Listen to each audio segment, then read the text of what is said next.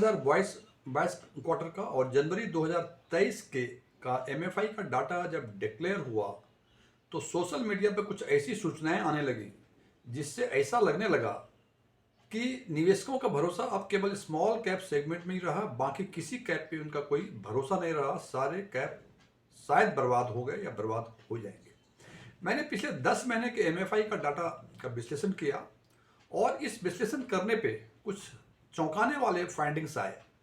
आज हम बात करेंगे उन्हीं फाइंडिंग्स की जो पिछले 10 महीने के एमएफआई डाटा के आधार पे किया गया है, और ये विश्लेषण हमने दो आधार पे किया है। इसके बेसिस दो है। उसमें से पहला है नेट इनफ्लो और दूसरा है asset under management. Net inflow हम पिछले 10 महीने के बेसिस पे और एसेट अंडर मैनेजमेंट 31 जनवरी 2023 को जो हर सेगमेंट का एयूएम है उसके बेसिस पे हमने ये विश्लेषण किया हुआ है।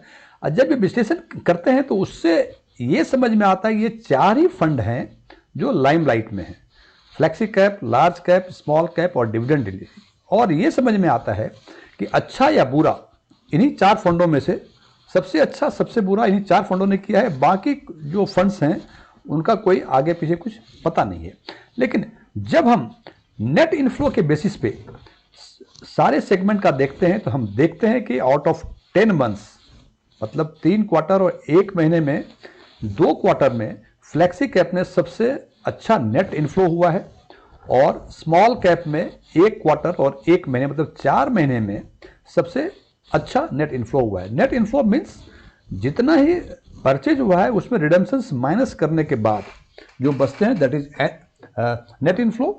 और सबसे खराब प्रदर्शन किया है डिविडेंड यील्ड ने, जो कि 7 महीने 2 क्वार्टर्स और 1 महीने में सबसे खराब प्रदर्शन नेट इनफ्लो के बेसिस पे किया हुआ है और 1 क्वार्टर में किया है लार्ज कैप के बेसिस पे।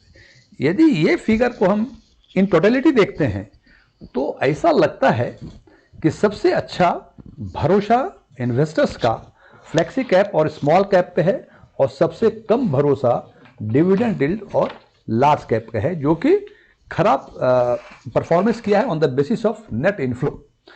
लेकिन यदि हम नेट इनफ्लो और एयूएम के बेसिस पे यदि हम कुछ देखते हैं तो हम देखते हैं कि पिछले 10 महीने में स्मॉल कैप में सबसे अच्छा नेट इनफ्लो 17,427 करोड़ हुआ है, मिड कैप में 16,260 crore, large and mid cap में 14,952 करोड़, फ्लेक्सी कैप में 14,053 करोड़ और लार्ज कैप में 7,108 करोड़।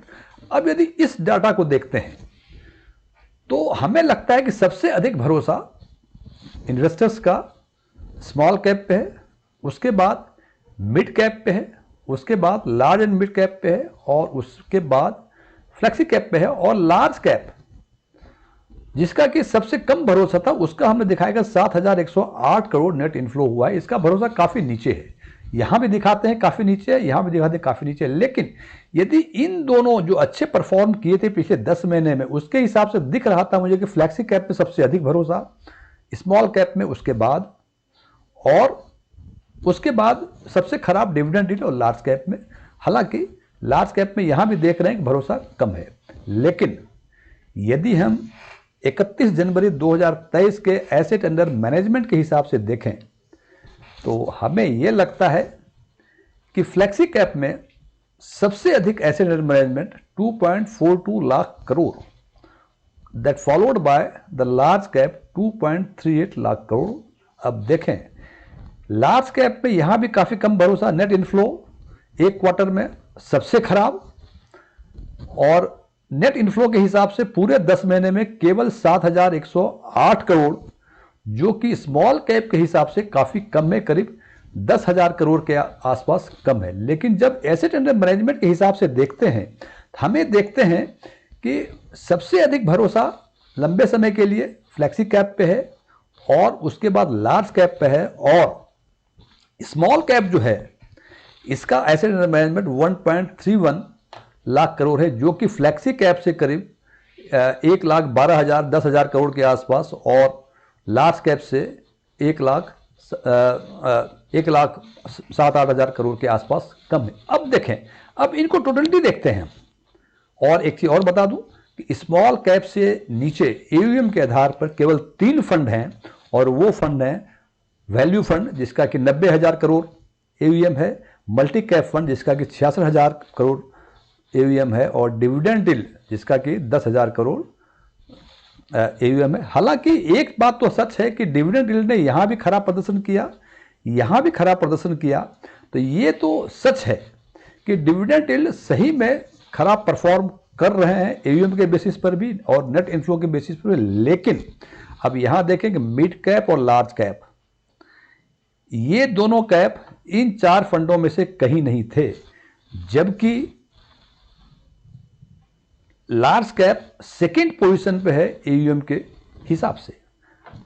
अब फ्रेंड्स, इससे ये तो समझ में आता ही है, या ये कहना बिल्कुल सही नहीं है कि स्मॉल कैप में निवेशक ने, इन्वेस्टर्स ने काफ़ी भरोसा दिखाया। हाँ, ये बात सच है कि पिछले 4 महीने में इन्होंने काफ़ी भरोसा दिखाया है, लेकिन आज के दिन में भी निवेशक का लंबे समय से स्मॉल कैप में काफ़ी कम भरोसा है, बिकॉज ये फ्लेक्सी कैप, लार्ज कैप और बीच में और बहुत सारे मिड कैप, लार्ज कैप भी हैं, क्योंकि इंपॉर्टेंट सेगमेंट में से सबसे कम स्मॉल कैप का AUM है।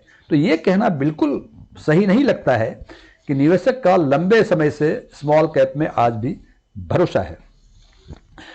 लेकिन मिड कैप और लार्ज कैप की यदि बात करें, मिड कैप और large cap and mid cap की बात करें, इनमें नेट इन्फ्लो के बेसिस पे कहीं कोई नामो निशान नहीं, ना अच्छे में ना बुरे में। लेकिन AUM के हिसाब से ये स्मॉल कैप से ये दोनों ही फंड काफ़ी बेहतर हैं। अब रही फ्लेक्सी कैप के बारे में, फ्लेक्सी कैप में भरोसा यहाँ दिखाया था इन्वेस्टर्स ने लगातार 2 क्वार्टर, जबकि लंबे समय से सबसे अधिक भरोसा फ्लेक्सी कैप में ही है। और अब बात करते हैं लार्ज कैप की। लार्ज कैप में अच्छे परफॉर्मेंस में से कहीं कोई नामो निशान नहीं, खराब परफॉर्मेंस में एक क्वार्टर नेट इन्फ्लो का सबसे कम आया हुआ था, जबकि AUM के बेसिस पे निवेशक का भरोसा फ्लेक्सी कैप के बाद लंबे समय से लार्ज कैप पे ही है। फ्रेंड्स, अब यह निर्णय आपको लेना है कि कौन सा फंड आपके लिए भरोसेमंद है। जैसे स्मॉल कैप को यदि नेट इन्फ्लो के हिसाब से देखें, ये भरोसेमंद है, लेकिन लंबे समय से इन्वेस्टर्स का भरोसा इस पे इंपॉर्टेंट सेगमेंट में से सबसे कम है। फ्लेक्सी कैप में नेट इन्फ्लो के हिसाब से भी बहुत कम भरोसा नहीं है, लेकिन लंबे समय से सबसे अधिक भरोसा फ्लेक्सी कैप में ही है।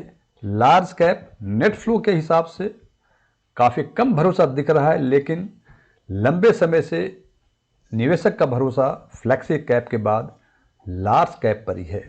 मिड कैप और large and mid cap segment, ये 2 इंपॉर्टेंट सेगमेंट हैं जिसमें नेट फ्लो के बेसिस पे फ्लेक्सी कैप से बेहतर भरोसा निवेशक ने दिखाया है, और AUM के हिसाब से लंबे समय के लिए लार्ज कैप के बाद मिड कैप और लार्ज एंड मिड कैप पर भरोसा है, जो कि स्मॉल कैप से काफ़ी ऊपर है। हाँ, ये बात तो तय है कि value fund, multi cap fund और डिविडेंड पर फंड, ये नेट इन्फ्लो और AUM के हिसाब से आज के दिन में सबसे कम भरोसे वाले फंड हैं।